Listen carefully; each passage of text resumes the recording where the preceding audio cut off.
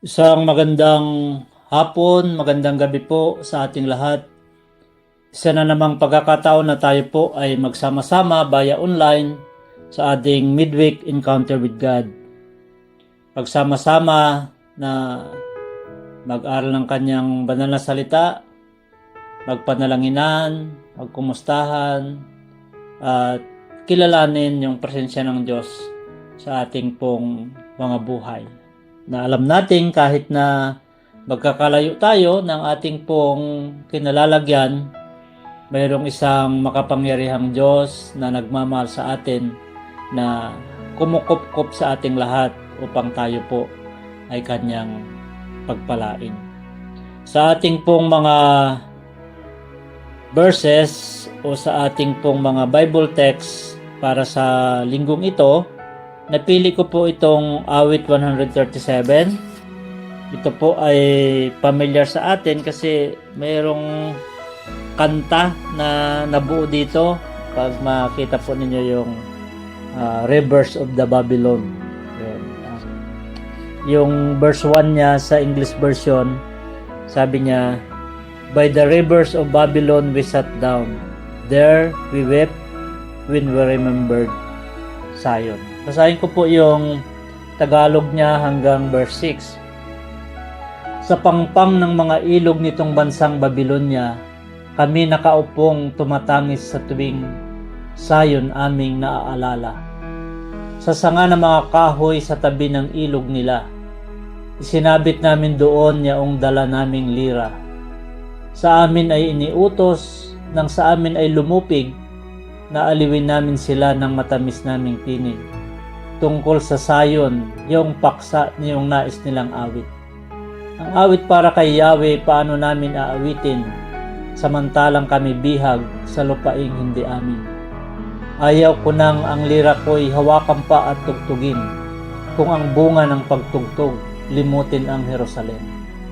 Di na ako aawit pa kung aking sasapitin, sa isip ko't alaala, ika'y ganap na limutin.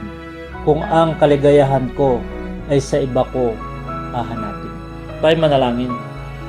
Aming Diyos makapangyarihan, puspos ng pag-ibig at biyaya, narito po kami. Patawarin niyo po kami sa aming pagkulang at pagkasala. Pagindapatin na makipag-ugnay sa iyo. Tawagin kang Ama, dahil alam naman namin na hindi ka po bumibitaw kahit saglit. Diyos ka lagi sa amin, Ama ka lagi sa amin, at nagmamahal ka lagi sa amin. Pagpalain niyo po ang aming pong pag-aaral, ang aming panalanginan, ang aming pagtitipon sa pamagitan ng platform na ito. Ikaw po ang siyang maranasan ng lahat ng makiisa sa aming pong pagsasama-sama ito. Ikaw may taas at madakila, sa pangalan lamang ng aming Panginoong Kristo. Amen.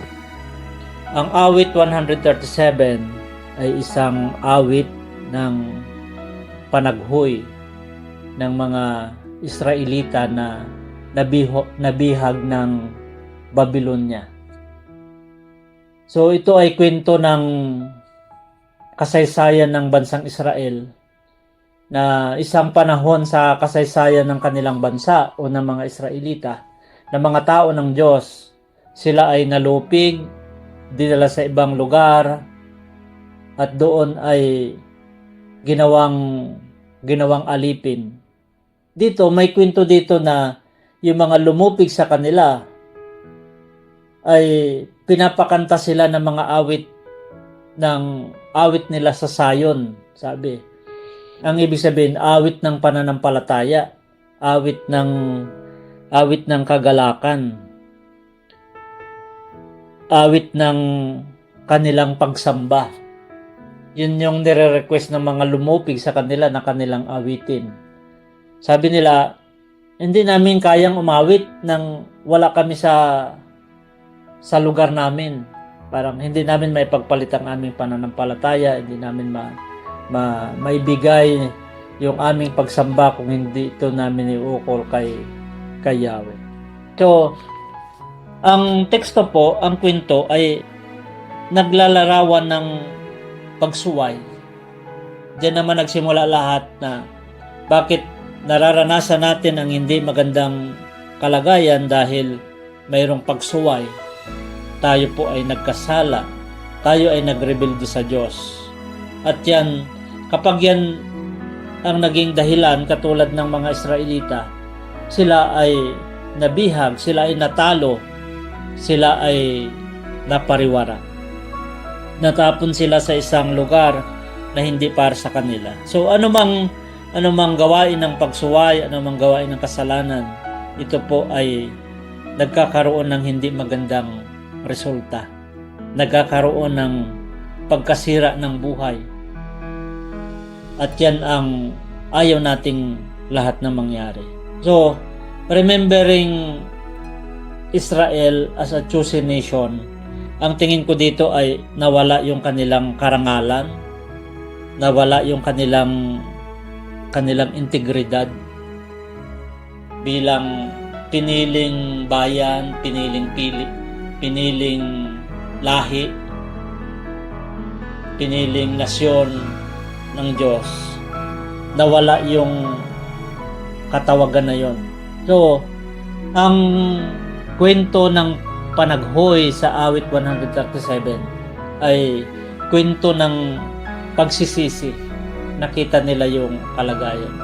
Nakita nila yung anong kalagayan nila na malayo sila sa Diyos. Nakita nila ang kalagayan na wala sila sa piling ng Diyos. Nakita nila ang kanilang kalagayan na wala sila sa poder ng Diyos. Kasi kung wala ka sa presensya ng Diyos, siguradong mapapariwara ka. Parang inisip natin dito ay mayroong isang bayan ng Diyos na nawala, na sumuway, at ngayon ay nagkisisi, gustong magbalik loob. Diba sabi natin lagi na kapag mayroong pananampalataya tayo, dyan sa puso natin, sa loob natin, sa espiritu natin, mayroong nakaimbak na pananampalataya. Darating ang pagkakataon na hindi siya papayag, na hindi siya alagwa. Pipilit ang pananampalataya na mananaig. At yan po ang bayang Israel. Na dito po, sinasabi nila na mas mabuti pang sasamba kami doon. Yung longing nila sa kanilang sariling bansa, ang longing nila sa templo, ang longing nila sa pagsamba, yung longing nila sa Diyos, yun ang nananaig ngayon. Buong pagpapakumbaba sa awit na ito na gusto nilang balikan ang kanilang nakagisnang gawain at pananampalataya. At yan naman tayo. Yan naman ang magandang kalagayan na hantungan sa bawat pagkakasala, sa bawat pagsuway, makasumpong tayo ng ating kalagayan na balikan natin yung dati. Balikan natin yung ano tayo ayon sa pagkalikha ng Diyos. Yung Israel o yung mga Israelita bilang piniling bansa. Sa pagbulay-bulay ko dito sa Salmo 137, naalala ko ang mismong bansa natin. Ang bansang Pilipinas. Ang kaisa-isang Kristiyanong bansa sa Asia. Nasa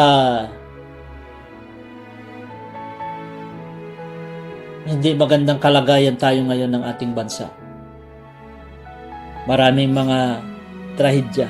So, ang tingin ko po ay ang bansang Pilipinas ngayon ay lugmok, bugbog, bagsak.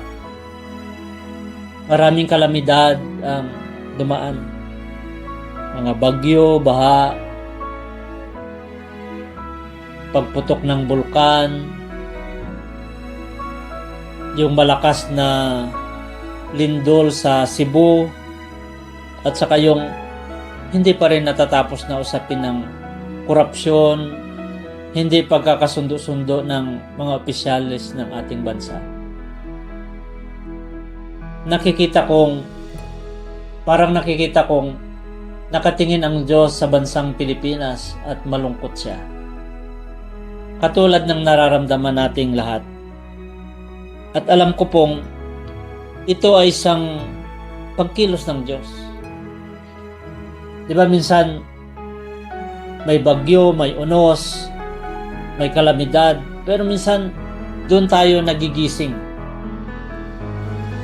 O yung sitwasyon ng pag-uusap sa korupsyon, dito ay makita natin na lahat kailangan mayroon tayong partisipasyon, na manalangin tayo at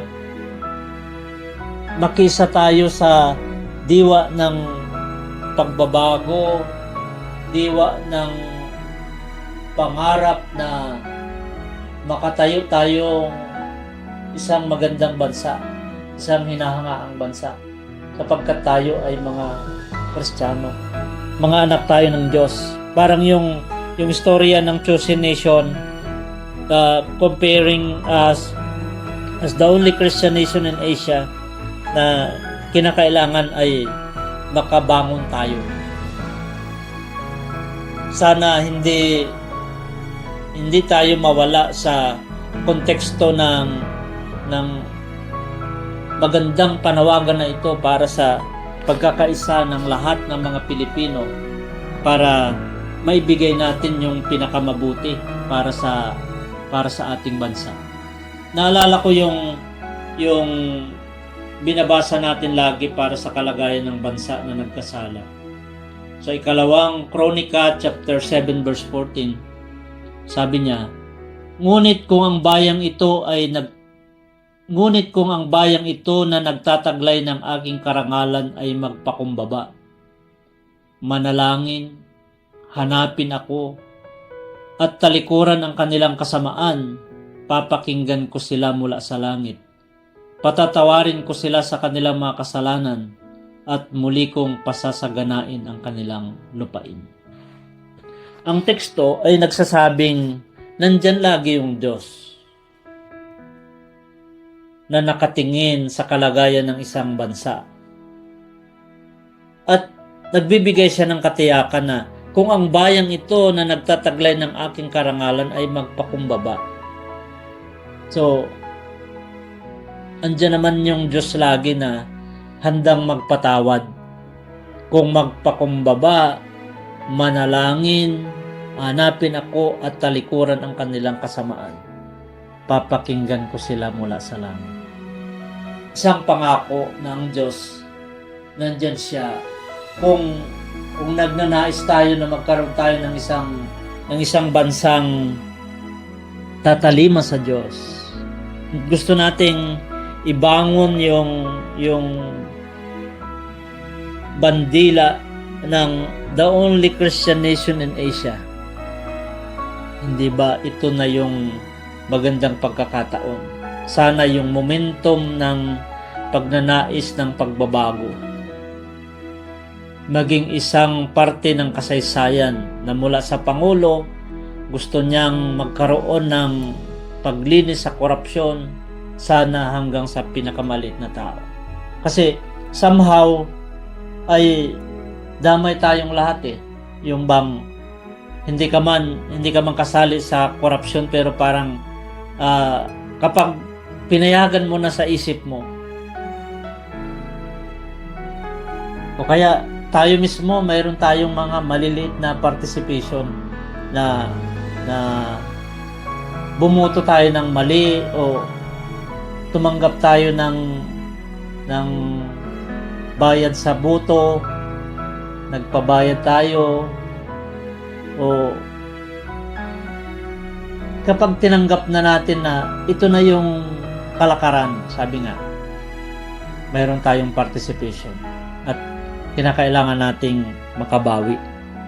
Sama-sama tayong magpakumbaba, lumapit sa Diyos at humingi ng tawad. At ang katiyakan, patatawarin ko sila sa kanilang mga kasalanan at muli kong pasasaganain ang kanilang lupa. Salamat sa Diyos sapagkat alam natin hindi pa huli ang lahat. Mayroong pag-asa ang ating bansa. At sana manaig yung pananampalataya, yung pagnanais na maging maayos lahat. At yan po ang ating sama-samang panalangin sa ngayon.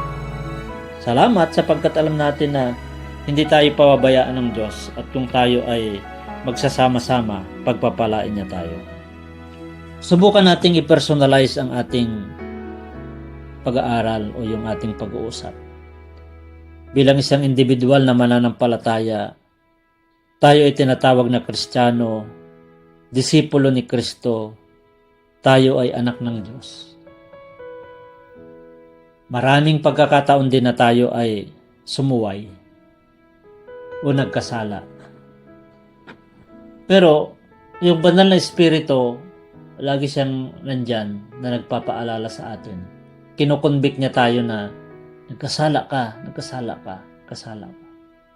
At kinakailangan nating humingi ng tawad, magpakumbaba, magbalik loob sa Diyos. Kasi nabahiran yung, lagi nating tandaan, ito magandang motivation o magandang challenge sa araw-araw. Tayo ay Kristiyano, nakakabit yung Kristo sa atin.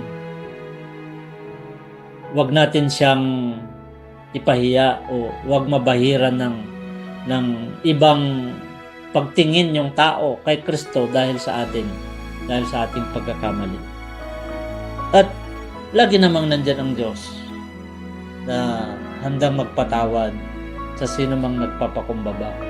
Napakaganda nga yung sabi na tayo ay laging tinitignan ng Diyos na kapag lumapit, hindi niya tayo kailanman itataboy. Available lagi ang kanyang pag-ibig, walang hanggan yan, tiyak at sigurado yung pag-ibig niya walang katumbas. Hindi nagbabago, hindi kumukupas, walang hanggan. At mahal niya tayo. Kaya yung kung paano yung pagnanais niya sa nabahiran na pangalan ng the chosen nation or ng bansa natin, ng the only Christian nation in Asia, o tayo na Kristiyano na mga anak ng Diyos. Gayon na lamang yung pagnanais ng Diyos na makabalik tayo, maangkin natin yung tawag sa atin na tayo ay Kristiyano, sapagkat mga anak tayo ng Diyos at hindi niya tayo pababayaan. Magbasa pa po ako ng isang verse sa Hebrew chapter 12 verse 6 to 7. Sapagkat dinidisiplina ng Panginoon ang mga minamahal niya at pinapalo ang itinuturing niyang anak. Tiisin ninyo ang lahat ng hirap bilang pagtutuwid ng isang ama, dahil ito'y nagpapakilalang kayo'y tinatanggap ng Diyos bilang tunay niyang mga anak. Sinong anak ang hindi dinidisiplina ng kanyang ama? Yun. Lahat po tayo ay pwede tayong paluin kasi anak tayo. Kapag tayo ay nagkamali, dinidisiplina tayo. Papunta doon sa pagiging matwid at maayos. At dyan, alam natin na ang Diyos, lagi siyang gumagawa at kumikilos para humantong tayo doon sa conviction na tayo ay nagkamali, nagkasala. Sabi nga ay, ang repentance ay hindi lang yung nalungkot ka. Hindi, nalungkot ka, gumawa ka ng aksyon, nagbalik loob ka sa Diyos, at gumawa ka ng pagpapasya na hindi ka na magkasala muli. Pipilitin mong hindi ka na magkasala muli. Salamat sapagkat ang Diyos ay masagana yung kanyang pag-ibig at pagpupursigi na tayong lahat ay makabalik sa Kanya sa biyaya Niya. So, laging ang Diyos ang nagbibigay ng momentum. Yung sermon natin last Sunday na God always a turning point maker. Mayroong pangyayari sa buhay natin na kinakailangan nating mag-decide sapagkat kapag nag-decide tayo, mayroong magandang resulta. And that is the turning point. Sana turning point ito ng buong mundo, lalo na yung bansang Pilipinas o tayo bilang isang Kristiyano, magkaroon tayo ng lubusang pagpapasakop sa Diyos at huwag nating sayangin ang pagkakataon. Tayo po ay manalangin. Dakila naming Ama, Diyos na makapangyarihan sa lahat. Narito po kami, bahagi ng bansang Pilipinas, isang Pilipino. Nakikisa po kami sa pagpapakumbaba, paghingi ng tawad. Patawarin niyo po, Panginoon, ang buong bansang Pilipinas. Nagkamali at gusto naming makabangon bilang iyong mga anak upang ibangon ang pagiging the only Christian nation in Asia. Dahil ikaw po ang binibigyan naming parangal tuwing mabanggit na kami ay Kristiyanong bansa.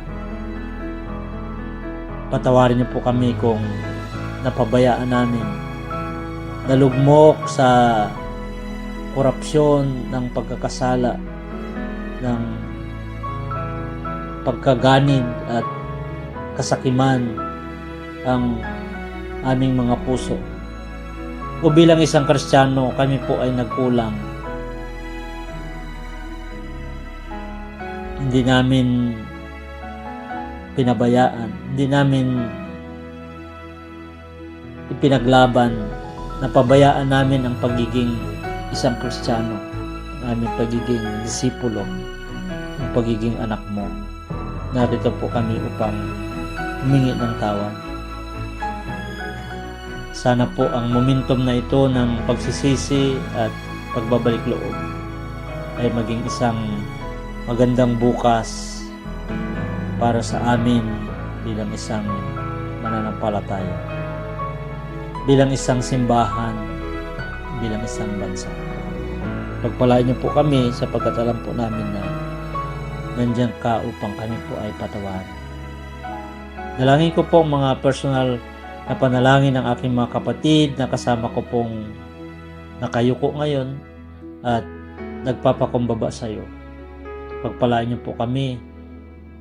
Ingatan niyo po kami sa paparating na bagyo na naman, ang aming mga kababayan sa Cebu na mga namatayan na pinsala ng napakalakas na lindol. Iligtas niyo po kami sa lahat ng klase ng kalamidad at sakuna. Habang tinitignan po namin ito, alam po namin na mayroon ka pong panawagan sa amin. Yun nga po yung pagbabalik loob. Pagpalain mo rin po ang mga nanalangin para sa mga karamdaman, sa mga problema at pagsubok. Inaangkin namin ang isang makapangyarihang Diyos na idinadampi mo ang iyong makamay sa amin. Kami ay pinagpapala mo, Panginoon, lalong-lalo na po ang iyong dakilang kamay na nagpapagaling. Salamat po, ikaw maitampok at maparangalan sa pagtitipon namin na ito. Tanggapin niyo po ang aming pagpuri at pasalamat sa pangalan ng Ama, ng Anak, at ng Banal na Espiritu. Amen.